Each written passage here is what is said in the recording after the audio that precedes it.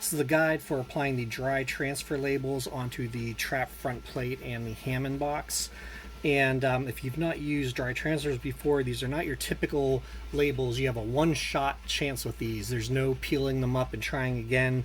Once they are started to adhere, you cannot take them off or move them around. So take your time with this. Make sure you have cleaned all your surfaces. I use a little alcohol, could use some Windex or similar. You'll notice that these are on a backing sheet, and you should keep this in place at all times until you're ready to put it on. Do not touch the back of these with your fingers because the oil from your finger can interfere with how they adhere. Right here on the trap one, this is grouped properly. You can just apply it as normal. This is grouped properly, and then the NRADs and sync are separate ones that you need to cut out and apply individually. So first step is we are going to cut them out, which I have done here. You don't have to do, it doesn't have to be in anything in particular, just roughly around it so that it is like so. Okay. We're going to tape it down, which is very important. So we're going to take a little piece of tape. We're going to remove the backing sheet. All right. On the trap plate, you may even want to put the knob in place just to judge where you should put the spacing of the label. And I'm gonna get it there. Do not press on the label itself, press on the tape, and make sure you rub down the tape well.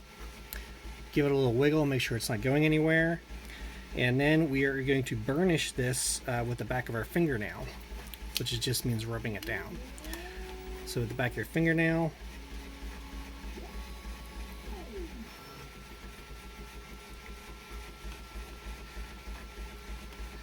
so with the red, you can tell when it's starting to stick. You can actually see it change color like this. So this is stuck on top, not stuck on here.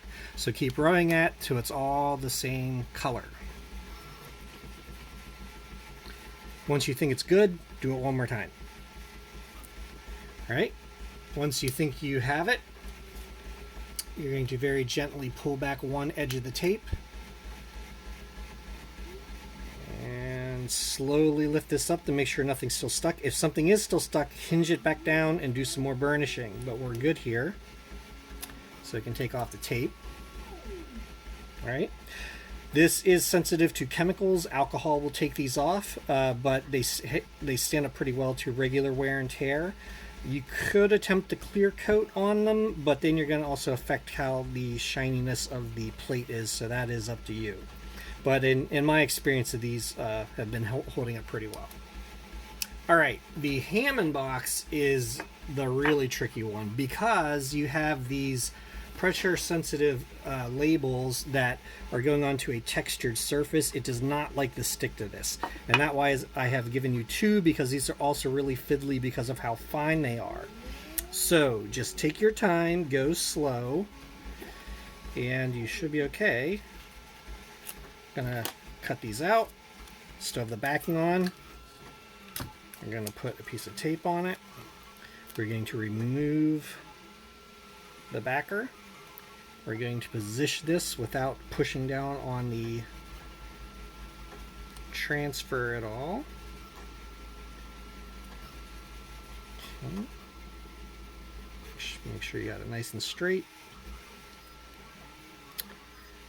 And really rub that tape down. Give it a little wiggle, make sure it's not going anywhere. All right, with this one, the white one, you really can't tell the color change like on the red one. So you just have to really, really make sure you burnish it well. So back of your fingernail.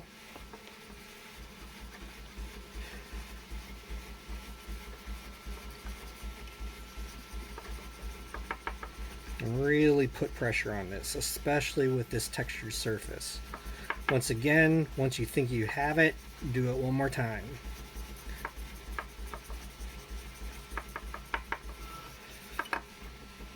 All right, we're going to very gently release one edge of the tape. And we're at a peak. Clean, that's what we want. If you have remaining stuff, you can try to gently hinge it back down and keep going. But it should turn out something like that. There you go, dry transfers. Just take your time, be careful, and have clean surfaces.